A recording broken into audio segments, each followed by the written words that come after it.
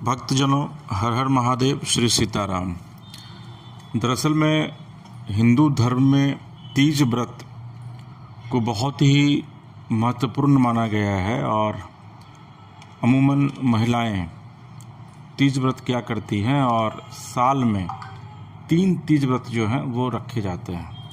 तो इस बार का जो तीज व्रत है वो भाद्रपद मास के शुक्ल पक्ष की तृतीया तिथि के दिन किया जाएगा और जो इस बार की तिथि निर्धारित हुई है उसके मुताबिक यह 5 सितंबर को दोपहर 12:20 पर शुरू होगा और इसका समापन 6 सितंबर को दोपहर 3:05 पर होगा। क्योंकि हिंदू धर्म में व्रत और उपवास के लिए उदय तिथि को महत्वपूर्ण माना जाता है, ऐसे में हरतालिका तीज अगर आप करती हैं तो 6 सितंबर शुक्रवार का दिन जो है वो बहुत ही महत्वपूर्ण है और 6 सितंबर को आप विधिवत हरतालिका तीज जो है उसका पूजन कीजिए, उपवास कीजिए। और जो शुभ मुहूर्त है इसमें पूजन करने का वो 6:02 से लेकर 8:33 तक है और अगर आप इस मुहूर्त में उपासना करेंगी तो आपको दोगुना फल जो है वो प्राप्त होगा। ये पर्व महिलाएं अखंड सौभाग्य और सुखी वैवाहिक जीवन के लिए करती हैं और निर्जला व्रत ये होता है। आप पूरे दिन जो हैं वो उपवास करेंगी और इसके बाद जो है वो निराहार रहकर संध्या के समय माँ पार्वती और भगवान शिव की पूजा अर्चना जो है वो इसमें फलदायी मानी जाती है।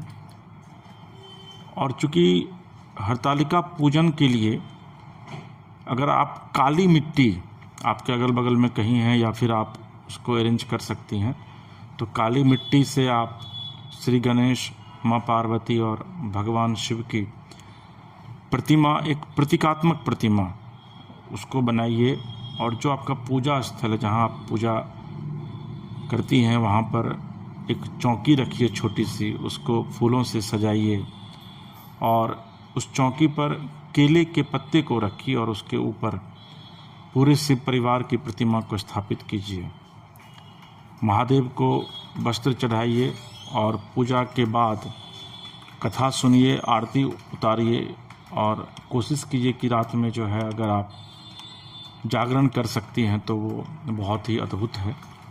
इसके साथ ही भगवान गणेश की पूजा जो है वो आप जब आप करती हैं तो दूर्वा यानी कि जो दूभी होता है हरा हरा वो आप निश्चित तौर पर भगवान गणेश को अर्पित कीजिए और भगवान शिव को फूल, बेलपत्र और समी का पत्ता अगर आपको मिलता है तो वह उससे भगवान शिव की पूजा कीजिए। भगवान शिव बहुत ही प्रसन्न होते हैं और माँ पार्वती, माँ गौरी को श्रृंगार कीजिए और जो श्रृंगार का सामान है वो भी आप उनको, माँ गौरी को अर्पित कीजिए। और उसके बाद जो है वो तीनों देवताओं को जब आप वस्त्र अर्पित कर देती हैं उसके बाद हरितालिका तीज व्रत जो है वो उस कथा को आप सुनिए या खुद आप उसको पढ़ भी सकते हैं। तो ये चूँकि ये कहा गया है कि इससे बड़ा प्रसन्न होते हैं शिव और माँ पार्वती और गणपति। और अगर आप इस दिन दान करते हैं तो उससे भी आपको बहुत ही ये फलदायी होगा और उसका बड़ा इम्पोर्टेंस है दान का भी।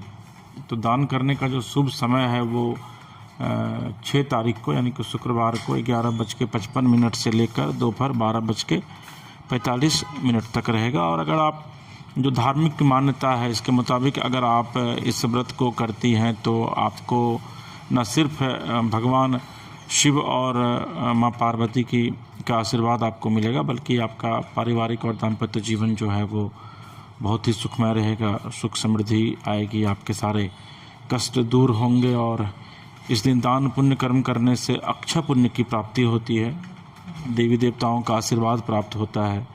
और जो नवविवाहिता हैं उनके लिए मैं एक छोटा सा सुझाव देना चाहूँगा कि तीज व्रत आप अगर करती हैं तो संतान प्राप्ति के लिए भी तीज व्रत को जो है वो बहुत ही उत्तम माना जाता है। और संतान अगर आपके हैं तो वो दीर्घायु होंगे, वो काफ़ी खुशहाल रहेंगे, काफ़ी सुखी रहेंगे। तो निश्चित तौर पर जो भी महिलाएं, अमूमन हिंदू धर्म में तमाम जो महिलाएं हैं वो इस पर्व को करती हैं। और चूँकि इसी दिन मिथिलांचल के इलाकों में जो चौठ पर्व होता है, जिसको कि लोग ग्रामीण भाषा में चौरचन कहते हैं, और गणेश चतुर्थी कहा जाता है उसको, तो चौरचन यानी कि चौठ की पूजा भी जो है वो मिथिलांचल के इलाके में इसी दिन यानी कि 6 तारीख शुक्रवार को ही है। तो बहुत ही इस बार का दिन जो है वो बहुत ही शुभ है। और इस दिन में आप व्रत और उपवास कीजिए, भगवान शिव,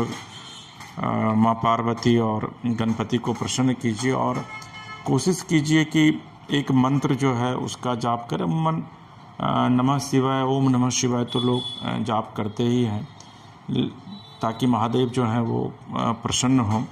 लेकिन अगर आप माँ गौरी की आराधना करते हैं और शिवलिंग की पूजा उस दिन, चूँकि देखिए शिवलिंग जो है वो बड़ा महत्वपूर्ण है, उसमें शिव और शक्ति दोनों का जो है वो समावेश है। तो शिव शक्ति का वो प्रतीक है शिवलिंग।